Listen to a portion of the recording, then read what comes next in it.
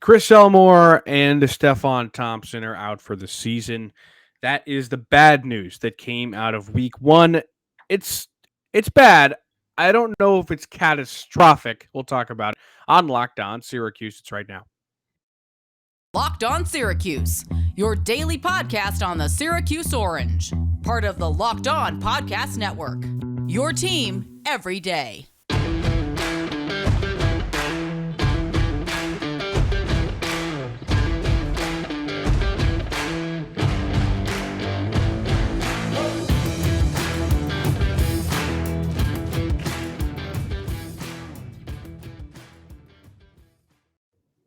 Matt Bonaparte, Owen Valentine with you on Tuesday morning. Thanks for making Locked On. I almost said Locked On Tuesday. Thanks for making Locked On Syracuse your first listen every day. We are free and available wherever you get podcasts. Syracuse took down Louisville 31-7 this past weekend. The bad news, among the bad news, was penalties, drops, and of course, injuries. A lot of guys went down in this game. Some got up, some didn't. We saw Elmore get hurt on the first drive. We saw Stefon Thompson get hurt later on. Marlowe Wax was down at one point. Sean Tucker was even down at one point. And part of this season, the hype coming into this offense was that Sean Tucker has his lead blocker back because Elmore was out all of last year with an injury. So having Elmore back was a huge deal. And I won't lie, seeing him on the field was incredibly exciting for me. I was pumped. On that first drive, a lot of the plays they ran were out of formations that included a fullback because I think that the entire first drive, Elmore was included. And he got hurt on a play where he was just blocking a guy into oblivion 20 yards away from the play because that's the kind of player he is. Leg or ankle or whatever it was just snapped. He's out for the season. Stefon Thompson, I assume that's ACL. He's out for the season. You lose him in the linebacking core. None of this is good. But I think that Syracuse has enough depth to where it won't be too bad. I'm not that worried about the team's overall success, while I am going to miss those two guys a ton. Yeah, I think you capture that right there. In terms of how much you'll miss seeing these two guys play, and you think specifically to a guy like Chris Elmore, who has been here for 6 years and has become just such a focal part of this team. A fan favorite, has done everything he has been asked since he got to Syracuse. Changing positions again, changing back to the original position. He has done literally everything you could ask someone to do. You look at him definitely as a leader and a guy to look up to if you're one of the younger players. And to see him go down, in game one relatively early and, doing, as you were saying, just off to the side, like not even directly involved in the play and just having it be something like that. It's incredibly sad, especially when you don't know what will happen eligibility wise. Can they, finagle away to get him back for year 7? Does he want to try to come back for year 7? What does this I think work he out will. to But be? Baber said they're both going to come back. He said they both would. I know I would Stephen be Bailey shocked. wasn't I would be positive shocked at if Elmore how. didn't come back. Bailey was, I think he was questioning how, when you look at, you used to be able to get 6 years if you had 2 medical red shirts, but now how does that work with the COVID year Hey, and there's last no year? Is way. that technically a I medical red couldn't shirt see the. now? And Remember, what did Antoine Cordy do? He did 6 years before COVID happened. 2 I'd medical be red shirts. shocked. There's no way that the NCAA just stiff arms Chris Elmore from coming back because he got hurt. It's not his fault. I think the concern is last year, and whether or not that is a medical red shirt because of when he got hurt. He got hurt like 3 games in. Isn't it a quarter of the season? I forget. Yeah, maybe. That's something we will have to look into. Dino said both will come back, or they're hoping both will come back next year. So that is a good sign, and we'll let him and other decision makers deal with the logistics of that. But it's still, it really does sting to see these guys go down and not to have to deal with that, because they're two guys that, you want to see have that big year, right? When you look at these two players and you see that, they're just grinding, right? Stefon Thompson starts every game last year, supposed to have a really good season on, a really well talked about linebacking core that's made, preseason watch lists as the top linebacking cores in the ACC and even a little bit further than that. And to have him go down in week one, and the same with Elmore, and have them both be season ending injuries, barring something crazy. Definitely something that, you hate to see and you're going to have to deal with mentally. But as you were saying, I think these are very much recoverable, and not catastrophic, in the long term when Yeah, you it's look like, at some depth. Yeah. don't get me wrong, I actually do really think it's going to hurt. Yeah. Um, I just think they have the depth because I mean, I would say Elmore is irreplaceable, but like he's near irreplaceable in terms of what he does as a leader, and as a blocker. The only guy that could possibly replace him, in whatever role he's in, it's such a unicorn kind of thing. I mean, he's been listed at fullback, defensive line, tight end, offensive line, running back. Like he's done everything. The only guy I could see doing it is Max Mang, and I think that's the only guy everybody sees doing it because he's the only dude who's also like that big or even half that big.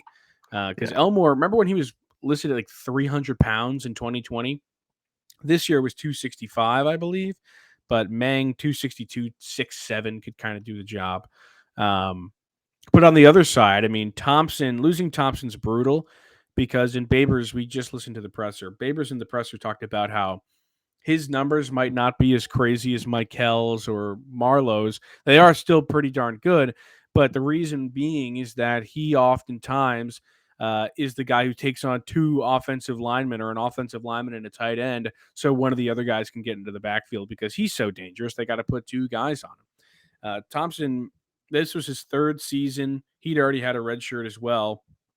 He's technically a redshirt sophomore this year. He's a fantastic player. Or I guess that wasn't a redshirt, maybe just a COVID year. But he's a really fantastic player, and they're going to miss him because he's a big dude. They'll replace him with Derek McDonald, and here I'll bring up the depth chart that Syracuse has put out for the Yukon week. You have no fullback listed. They had fullback here before, so that's not even here anymore. Max Mang behind Aronde Gadsden. Nothing's changed over there. But on the other side, Derek McDonald is now your number one linebacker at this spot.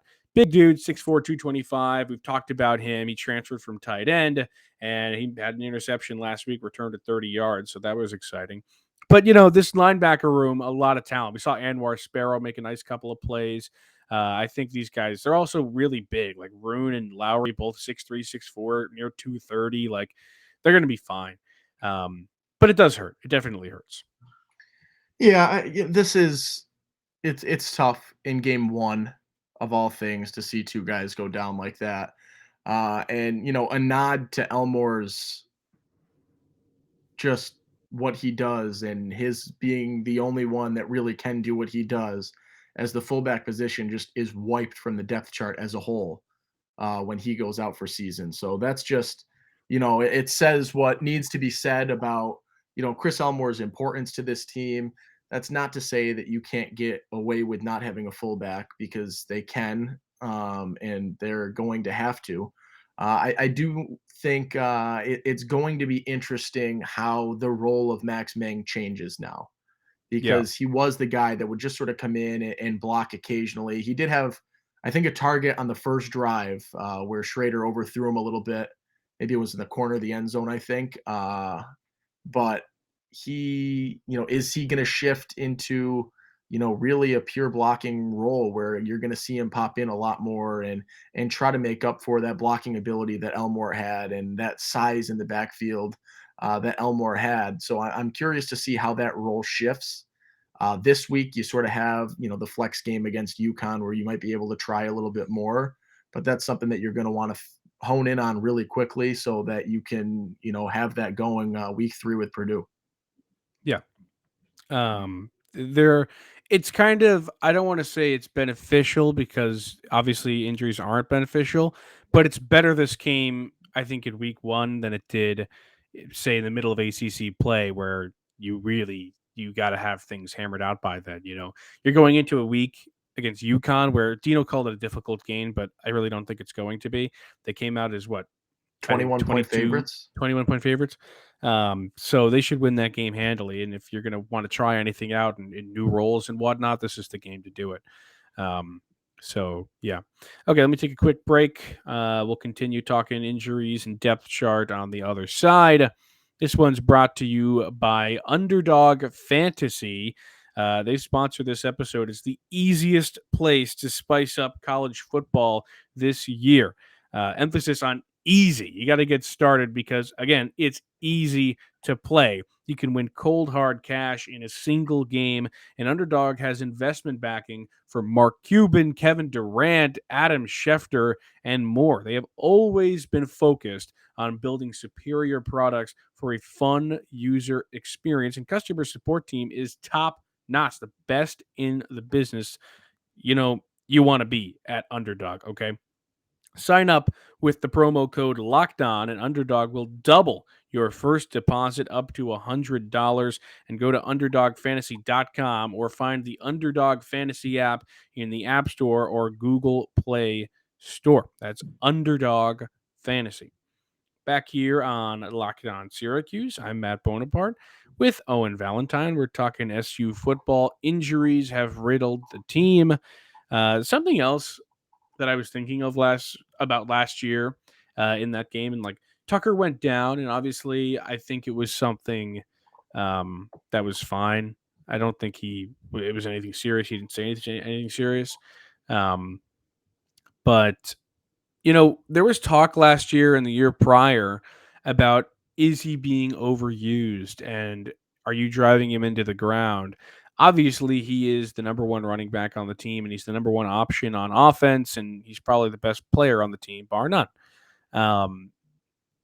Should there be some kind of limit for him? I don't think there ever will be, but you don't want to burn him out, I do know. I look at, the fourth quarter when you get up, say, 24 to Yeah, they 7. didn't take him out. That was brutal. Does he need to be in the game at that point? No. Obviously, you want him to get his fill. You want those numbers to be what they are. But you don't want to risk Sean going down or anyone going down, really, in pursuit of, hitting the century mark running every single game, right? It's cool to be able to do that. But it's not cool to try to do that and then, have him go down and miss a game or two or miss, extended parts of the season, as we see, two guys in week one go down. So I would be curious to see if they ever get into more of a load management, next week against a UConn. If you get a lead, sit him the second half. Really, like there's a couple of things that Especially you when can do. you have a good running back behind him, like LaQuint Yeah. Allen, I think showed. I mean, he didn't have a crazy game, but the But plays he was in, I was not, yeah, I would take him over 2020 Jawar Jordan or Markenzie Pierre. So why not? Yeah, I think so, and that's something to keep an eye out as we move forward, because he is getting the ball a ton, and you take hits consistently, and maybe he's a big player, right? Like he's gonna be fine for the majority of the time. He can take a hit. There's no knock on that, but just when you get hit play after play after play, and you keep getting handoff. Now a little out route, a little whatever, quick route. It can catch up to you. So that is something to be aware of as you move forward. And I think when you look at what you've seen in week one, and two guys go down, and you really don't want to risk anyone else in a situation that doesn't have to be risked. So that's something to definitely consider moving forward, because it was, I will say, I think we said this on the episode yesterday, I was in the bathroom when Sean went down, and I had to text Bones and figure out, who's down, what's going on. And he was like, Sean. I was like, oh my, rightfully so. Oh my. And that's not a knock at LaQuint Allen. It's just an oh my, when the best player on this team in terms of, notability is number 15 or a top 15 player in ESPN's top 100 coming into the season. It's not good. It is bad, right? You don't want to put anyone in that risk unwarranted, and especially late in these fourth quarters. I get, you want to keep Schrader in, you're working some timing out line wise, you're working some play stuff out. That makes some more sense to me, right? Odds of him going down are significantly less than a back that you're going to hand it off to and say run and body someone or put a shoulder down or anything of that nature. So something to definitely consider, not just with Sean, but with a number of guys moving forward, and just seeing how the load management works and how just getting the ball as frequently as he does, if that is something that you need to be concerned about.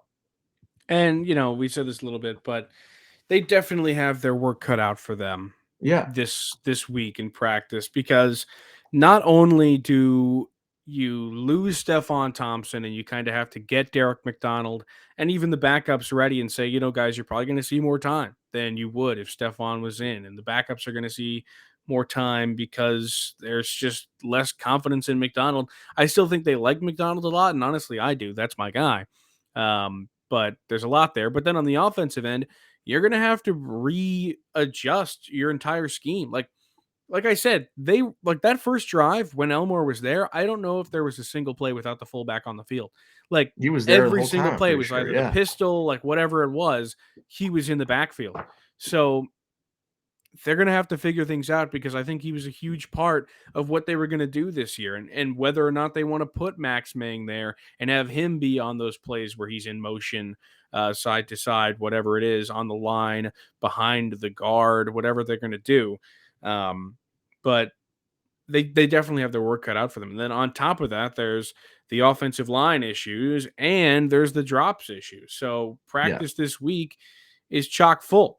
Other question I want to ask you, because we didn't really talk about this in yesterday's episode, and I feel like we should have, because it was kind of, I mean, I don't want to not give myself credit and say that I didn't expect them to win, but I don't think a lot of people expected them to win. And it was generally a surprise for the Syracuse community across the Yeah. board. Do you think they're a bowl team because of that win? I would say I think the odds of them being a bowl team probably doubled or tripled in my mind after a week one win. I was not high on them making a bowl going into this season, but with that win, I would say if I was, 25%, well, I guess if I just said it tripled, then I think I'm 75%. But if I'm 25% on them making a bowl, I would say that week one win bumps them a little bit closer to 50-50 for me, because I that's huge to have that win and then to have UConn, and to have, in theory, 2 wins off the get, and then be able to play a Purdue team that is good, but you can win that game. And then you've got a couple of easy weeks ahead from there. I mean, Virginia also beatable. Wagner is in theory another gimme. So there's 3. So if you can win one of Purdue and Virginia, which I don't think is an outrageous ask, It's not. you have 4 wins Yeah. going into the gauntlet. Maybe you steal one from an NC State or a Pitt, possibly. Who knows? That's NC not a State gimme by any means. almost It's lost doable. to Yeah, ECU, correct. and BC And did lose to Rutgers. So yeah, you have so that I to look mean, forward to. you have that, I'm and not then you saying come that out they're with gonna Florida win, State, but Wake Forest, and BC. I I would think say I'm at 50-50 right now. I I do think you're think too that low there at is 50-50. You're really not putting enough faith in this team. I'll say it. This is a bowl appearance making team. This team all right. will go to a bowl game. I'm saying it. Put it They're down. that good. They're that talented. I mean, barring any injuries going forward, but I do think that it's going to happen. I think you start out at least 3-2, like you said, but I have like that Louisville game, and we don't know how good Louisville is. They might go 2-10 this year, like they did in 2018. This win Yeah. might not mean as much as we think it does, but I have faith in Syracuse going into that Purdue game. I've got faith going into that Virginia game. That middle gauntlet from NC State to Pittsburgh that has Clemson and Notre Dame in the middle, that's going to be tough. And I'm really, really curious to see how they handle that and what goes on there, and if they even have a chance against the better teams of those 4. But then on the back half, Yes, 3 out of 4 games are away against Pitt, Florida, Wake, and BC. I still think you have a good chance, especially Sam Hartman's not playing. I wish he was. Non-football related injury or I don't I don't remember the exact vernacular they used for that. But I have faith in a Syracuse team that plays against the Sam Sam Hartmanless Wake Forest team. There is a way to 6 wins on this I think there's a schedule, way to like 8 despite it wins. being as difficult as it is, and there might be a way to 8 wins, as you said. What I'm saying is I probably went from, this is a 5-7 team. Maybe this is a little bit less than a 5-7 team, 4-8, 5-7. I think I was pretty dead set on 5-7. I'm relatively confident that this is 6-6. I will stay at 50-50. I know you're higher than me right now on that. And maybe I come up to speed with you when I see them play against a Purdue, or I see them play against Virginia in the coming weeks. Right now, I'm at 50-50, and I think that's a flexible 50-50 in that there's room for that to bounce up still. But as of now, I'm going to stick to 50-50. I don't think you need to jump the gun just yet, but I think that there is a ton of confidence that can be gained from that first win, because of the position that it puts you in moving forward. 0-1 versus or 1-0 versus 0-1 is gigantic, in Yeah. terms of getting to 6 wins and in terms of managing, the middle chunk of this schedule, as we've talked about on this show, as other talk shows have talked about consistently throughout this preseason. 1-0 going into UConn, which should bring you to 2-0, going into Purdue and Virginia, that if you can just split that series 3-1, and then a Wagner to get to 4-1, going into that, the NC State, Clemson, Yeah, you Notre really Dame, need to Pitt. you just got to get one of those Purdue Virginia games. If you can You be just four got to and get one one. going into And that stretch, we're also that's really big. banking on them going winless in that 4-game stretch. And we don't I mean you can't say that for a fact. Like they might win a game there and we also don't know They can what win ranked NC games. State They've and Pitt won are going to ranked look like. games. Yeah, Yeah, it's they a win ranked possibility. games. They Not can do saying it. like it probably right now on paper, yeah, it's likely that they lose all 4 of those games, but we don't know what NC State's going to look like by then. They almost lost to No. ECU game 1, man. Like My we don't know thought what they're going though, to look like. my thought is though 4-1 is recoverable if you go 0-4 in that stretch. If you go 4-1 and then you drop to 4-5, 2-1 in Florida State, Wake Forest, Boston College is doable to get to a 6-6 in a bowl game. If you're Absolutely. I four actually and think it's one and probable at that point. yeah, if you snag a game against an NC State or a Pitt, uh, then you're at 5-4, which I think puts you in more than the driver's seat to getting to a bowl game and getting to 6-6, if not better. So there really is a route and more than one route for them to get to that threshold. I wanted to ask you this while we were still talking about the depth chart a little bit, because I forgot to ask you before we jumped on. So I'll put you on the spot with this a little bit. Steve Linton still not on the depth chart. Oh Does yeah, I that was going to mention that. does that say anything to you? Like, does that get I you don't at all, know. or is it I, just I like it is honestly what it I'm is? He's starting going to to get his think snaps. it's because they don't want to write him down as a position. Like I feel like they've called him a defensive end in the past, but he's really not. Like if you see him, he looks a lot more like a linebacker, Yeah, but he's got the skills to play defensive edge, but you're not really going to put his hand in the dirt. I honestly think he's going to play. You just don't know. Like he'll get in there, and he played really, really well without having been on the depth chart week 1.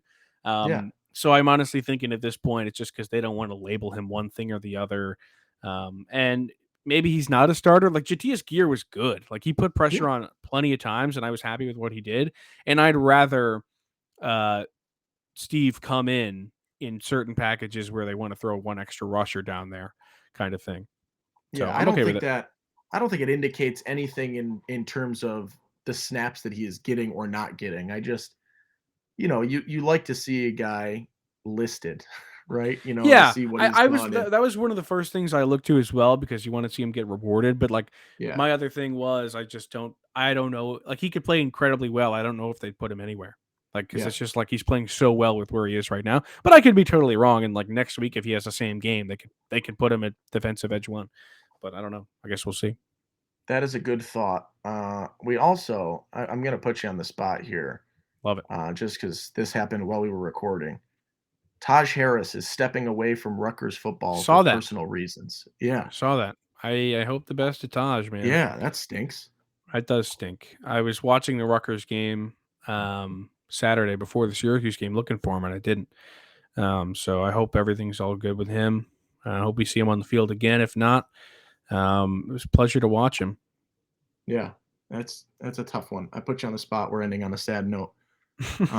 When we were uplifting up until that moment. Get uplifted, people. Have a wonderful Tuesday. Owen and I will be back Wednesday. We will start to preview UConn maybe Thursday, and we'll give you some thoughts on Friday ahead of the game, which is Saturday, 7 p.m. Rentschler Field in Connecticut. Woo! I might be there. We will see. But before we leave, let me tell you about the Ultimate Pro Football Preview 2022. Thanks for making Locked On Syracuse your first listen every day. That Ultimate Pro Football Preview 2022 is out, okay? An 8-episode extravaganza to get you ready for the NFL season. Local team experts of Locked On Podcast Network. Plus, you got Lee Sterling of Locked On Bets in there. He's combining this into a one singular preview of the Ultimate NFL preview. That's 2 previews in one word, I just said. Search for Ultimate Pro Football Preview 2022 in your Odyssey app, YouTube, or wherever you get your podcast. I'm Matt Bonaparte. He's Owen Valentine. We'll see you later.